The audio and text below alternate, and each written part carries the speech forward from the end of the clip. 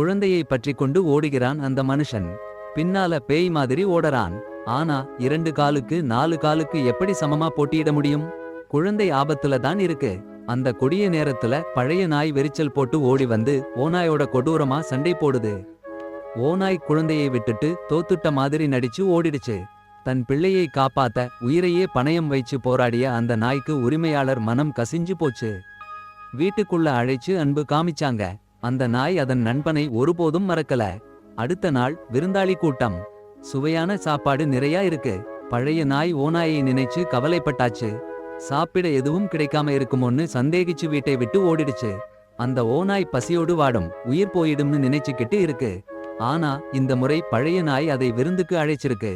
மேஜைக்கு கீழ மறைஞ்சு இருக்காங்க.